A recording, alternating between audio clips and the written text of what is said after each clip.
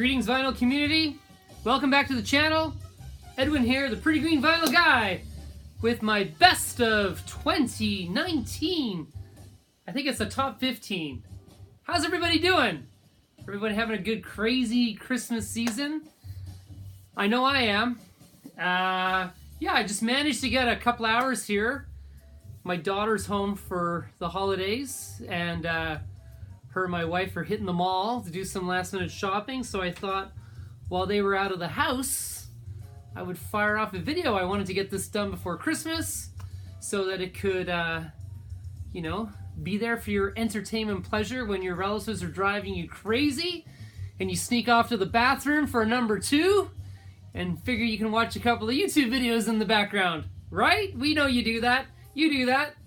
Okay, 2019, I gotta say, was probably one of the best years of new music I've bought. I don't think I've bought as many new releases as I did in 2019. Yeah, it was a good year for music. Some of my favorites made records, which was great. I learned some new music, and yeah, it was a good year. It was a good year to be into music. So, yeah.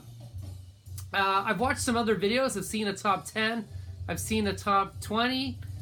I saw Vinyl Riches, and I was just going to do them randomly, and he said, you can't do a top 10 unless you put them in the right order from 10 to 9 to 1, all the way through. So then I had the stress for another couple of days, and then I had one real nice surprise that no one's talked about at all year. Watched Steve Carlson's video this morning, and bam, he got it. Yeah. Ugh. Anyway. That's okay. Because it's always kind of nice to have something. You feel like you're bringing something when they haven't seen it before, right? All right. In the background, we got some Miles Davis. This is Early Minor. That was the Record Store Day release. So we got that little bit of background. So it is a 2019 release, but it's, you know, remastered. I'm gonna turn that down a bit in case YouTube gets mad at me. Hope I'm looking okay. I tried to put a nice shirt on. Got my Fred Perry on. Got my hat for Mazzy. These are my readers. I left my glasses at work, so hopefully they're going to work okay. All right. Top 15 albums of 2019. Let's start with The Boys of Weezer. Now, this album got a lot of flack. This is their covers album, brought on by the Toto song Africa. But I love this. I couldn't get enough of it. This has Africa, Everybody Wants to Rule the World by Tears for Fears, Sweet Dreams from the Eurythmics, Take On Me, Aha, Happy Together by the Turtles, Paranoid by Black Sabbath, Mr. Blue Sky by ELO, No Scrubs by... Ooh, I should know that one. That was the Beyonce group, right? Billie Jean by Michael Jackson, and Stand By Me by Benny King. Now, a lot of people criticize this because they said, Weezer just didn't, you know, bring anything. They just did a couple of covers, blah, blah, blah. Anyway, I loved it. Coming in my number 15, Weezer, the Teal album. Now, this is a good album, too, and maybe I should have rated this higher, but I docked a couple of marks off because it is a cover album. I think you write your own material, you get extra marks, but this is a good album, and it was really great to see an album from this artist because it's someone I love very, very much, and this is Chrissie Hynde. Valve Bone Whoa. This is a jazz album. Yeah, I didn't say that wrong. A jazz album by one of the first queens of punk. You know that Chrissie Hynde was the first model that Malcolm McLaren and his wife, oh my crow, I can't think of his wife's name right now, used to model from their punk shop in London. And now she's doing jazz covers. But this is a great album. This is a 4-sided with a nice gatefold. Chrissie Hynde.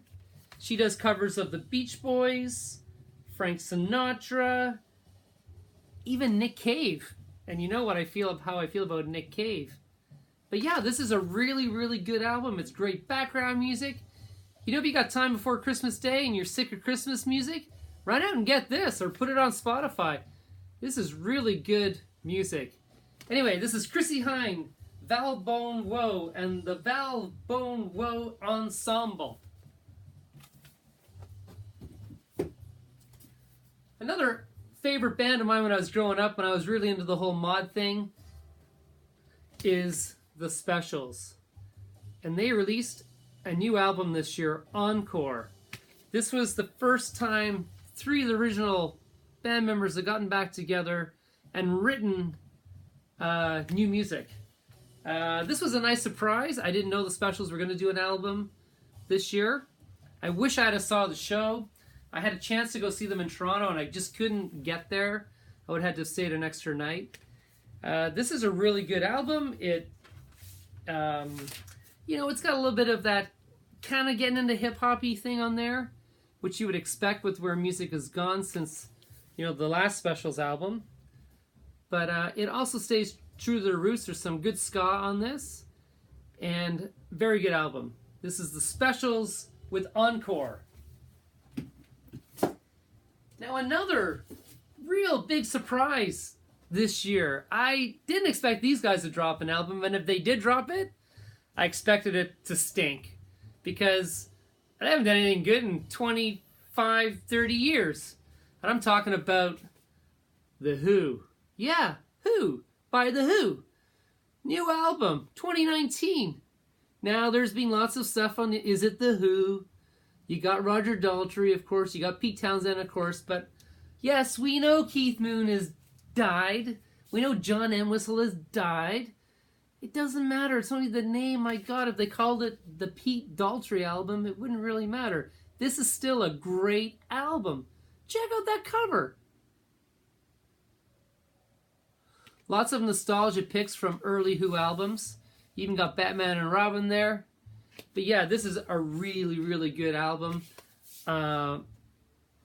Very excited about this. Some really great songs. Very quadrophenia sounding. Yeah, so this is really good. Great comeback. Very pleasant. Swan song. Guys, do the tour. Hang up the guitar. I would find it hard to think that they're going to top this. Great album. Mods still live and rule. The Who. So we go from R&B mod rock to psychedelic rock. Yeah. We got us some Claypool Lennon Delirium. This, of course, is Sean Lennon and Les Claypool of Primus, the crazy bass player. And this is quite an exciting album, I must say. There's a concert on YouTube you can grab with these guys, a couple of festivals they've done. They sound just as good live as they do on the recording. Nice gatefold. Lyrics. There's the boys. Yeah, so psychedelic rock. Lots of grooving and jamming and bass lines and everything you would expect. And a very, very nice record. Okay. 14, 13, 12, 11. Number 10 on the countdown of my top 15 albums of 2019. There he is, Mr. Neil Young with Crazy Horse. And this is Colorado. This was dropped not that long ago. This, of course, is also a double album. There's the boys in the studio. This also has a, where is it? An extra single in it. Look at that for a cover. This is Rainbow of Colors and Truth Kills. This is Neil Young. Back together, of course, with Crazy Horse. And Rainbow of Colors and Truth Kills, of course, are the singles. And this is a good album. It's really jammy. There's one song in here, it's like 20 minutes long. It's just a good old Neil Young jam. So there you go, number 10. Number 9, for the punkers out there, we got Amy and the Sniffers. And I looked it up, her name is Amy. I don't know what that's supposed to be. Emily and the Sniffers. This is a band out of Australia, punk rock. Vinyl Rich, if you haven't seen this. Righteous Australian punk rock wrecking crew. Amy Taylor, Deck Martins, Bryce Wilson, and Gus Romer. Really fun album. Really old school punk rock. And I found this on a recommendation. Some of their live stuff you can find on YouTube is fantastic. But if you want to punk out this Christmas, that's the one. And then my next one, number 8, this is the one kind of that Steve Carlson let out of the bag. This is the Symphony number 5 from Hendrik Gorinski. He was a Polish composer, and this is now being redone with Beth Gibbons. That's Beth Gibbons from Portishead. And Krzysztof Penderecki and the Polish National Radio Symphony Orchestra. This is a 3-piece symphony of sorrowful songs. And basically the composer wrote 3 songs. It's all about loss. It's all about losing someone you love. The first and the third are about losing a child. And the middle one is about losing a parent. And the first one's written from the point of Mary, Jesus' mother. The middle one is written from a child reading the walls of a Gestapo office. And the third one is written about a, what was it called? It was a civil war that took place in Poland right after World War I. And a mother looking for her son. So it's very, it was a time of nationalism for Poland and a time of reflection. And Beth Gibbons sings this like a soprano in Polish, for heaven's sake. Beautiful album. Absolutely stunning. Haunting. Haunting, definitely. And yeah, as Steve said, fantastic. So check that out. Next we got, of course, Liam Gallagher, former lead singer of Oasis, who has really hit his mark as a solo artist. You know, most people thought that, you know, Noel, not Neil Young, Noel Gallagher, was the songwriter for, you know, 95% of all the songs that Oasis performed. And Liam was kind of a bit of a lost soul when Oasis broke up. I don't think he actually thought his brother was going to pull the plug in the band. And he hung out with the rest of the boys for a while. He did 2 albums called Beady Eye, which was basically Liam and the rest of Oasis without Noel Gallagher. And then he kind of faded away for a bit. And then he came out 2 years ago with his first album, and now this is his second solo album. This is Why Me, Why Not? And this is a rocker. This is just good old-fashioned rock and roll. If you just want a pounding, good old lyric, very England, of course, nostalgic. The songs are, the standouts are Shockwave and One of Us. But this is a good listen, and I highly recommend this. I had a chance to see Liam live earlier in the year, and this plays really well live as well. All right, let's take a break, flip the record. I like how they did that on the Columbia 2i.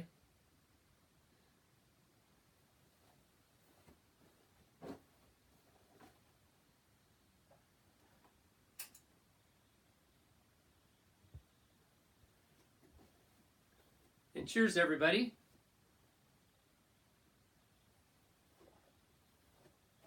That's the J. Lore from California.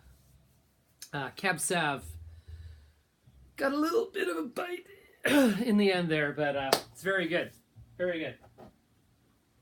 Okay, coming in at number 6. This was also a very late addition to the year. Like, it seemed from August on, September on, a lot of good albums came out. First half of the year was and then bam, they started dropping. And this one is no exception. This is Beck. Mr. Beck. This is Hyperspace. Hyperspace. Hyperspace. Look at that gatefold. Remember driving those cars? Is that a cassette deck? Oh yeah, you know it is. You can't go wrong with Beck, can you? This one's a little more moody, a little more electronica. Got some drum machine and some, you know, interesting background music, but it's just a really nice listen. It's fun, like a Beck record should be.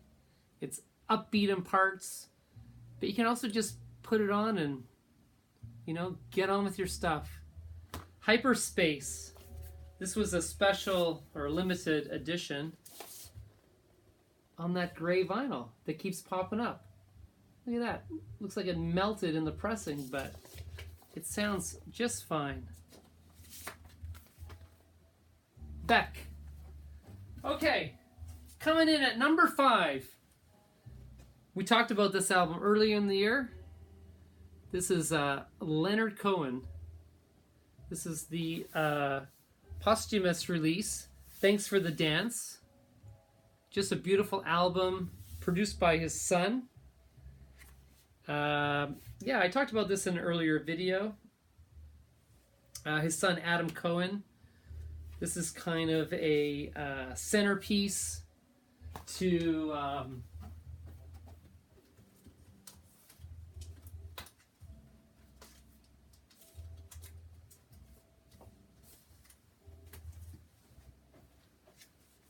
You Want It Darker, which was his last album before he passed. And yeah, I mean, there's been a lot of talk. I know Mazzy talked about Leonard Cohen and did a nice tribute to him. Beautiful album, nice spoken word, storytelling, poetic, the deep raspy voice, talking about death, and yeah, good stuff. Good Christmas Day stuff. Pick it up. Okay, my number 4 best album. That collar, I should have ironed that. Of 2019 is Richard Dawson, 2020. This is Richard Dawson is an English singer-songwriter, folky, and this is his second album. His first album was like where he took like medieval folk songs and kind of, you know, sang them as medieval folk songs. Just really great stuff. This is all about English living in modern day Britannia. There's probably talk about Brexit in here and politics, and you know, songs are called Civil Servant, The Queen's Head. Jogging is fantastic. It's about a guy who suffers depression and he finds jogging. Yeah, just a great album. Richard Dawson, 2020. Could it be my number 1 album? Like, really? This is a really good album. And if you can't think of his name, just remember The Family Feud. Richard Dawson. He's back. He's English. And he's got an album. All right.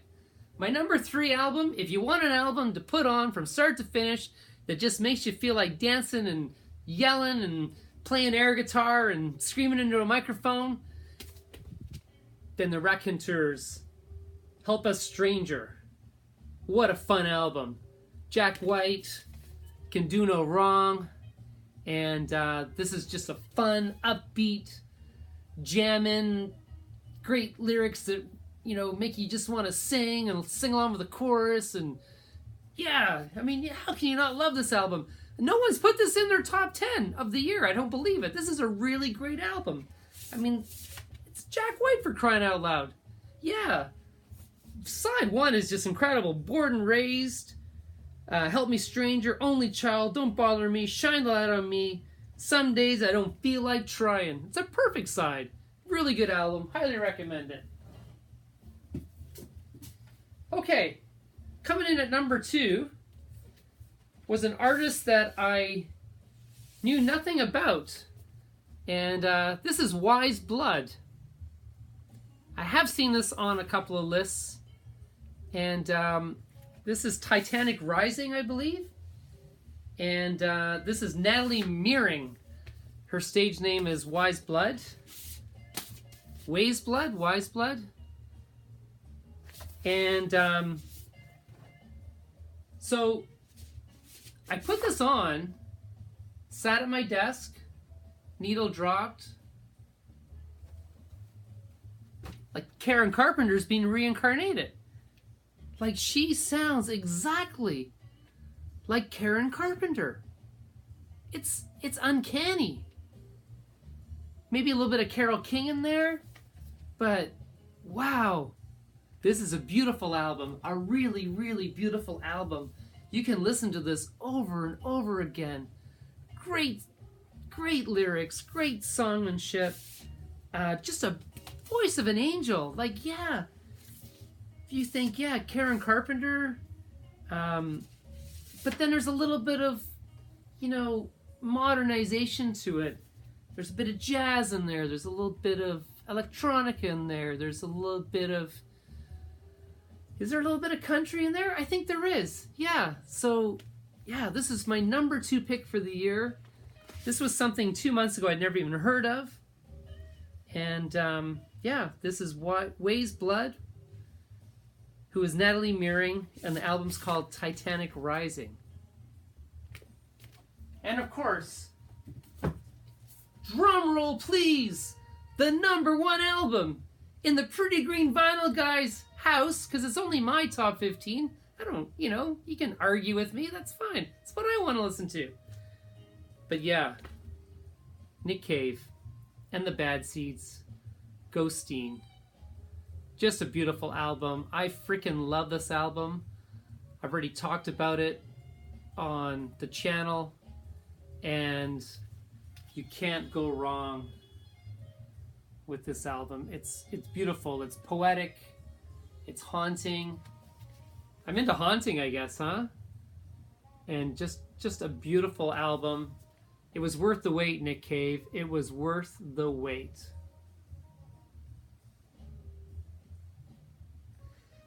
I'm excited. My son is living in Amsterdam, and I got to go visit him sometime in 2020. And I noticed Nick Cave is playing Amsterdam. Might have to make it right around that time. I don't think Nick Cave has ever come to Vancouver that I can think of. Certainly not in the last 20 years, because I would have gone to it. That's my number 1 pick. Guys, it's another year on the vinyl community. It's another year of sharing vinyl. It's another Christmas. Absolutely. I wish everyone the best for the holiday season, regardless of what you celebrate. Happy Hanukkah, by the way, second day of Hanukkah. And yeah, I wish everyone the best. Now, I have a contest going on. Now, I know it's my fault. I mean, who runs a contest in December? You idiot? You know, like you got nothing better to do in December but enter a contest. But I do have a contest, and there has been maybe 10 entries, which is fine.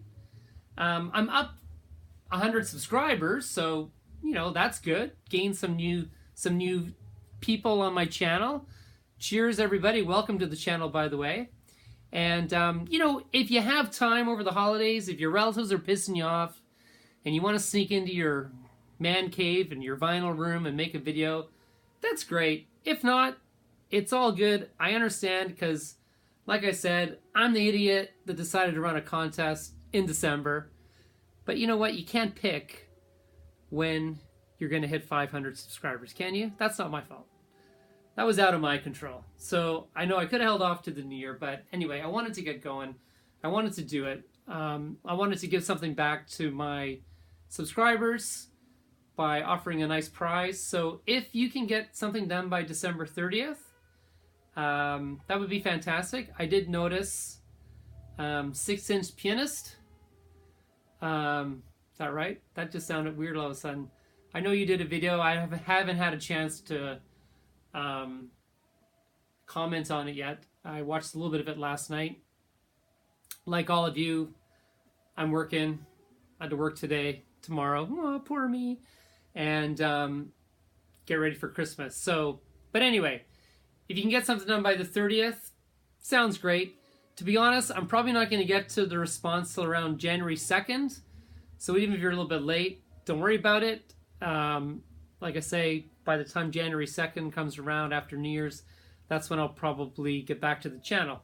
So yeah, have a great Christmas, Hanukkah, whatever you celebrate, don't celebrate. Spend time with your family. And best of luck to all of you for 2020.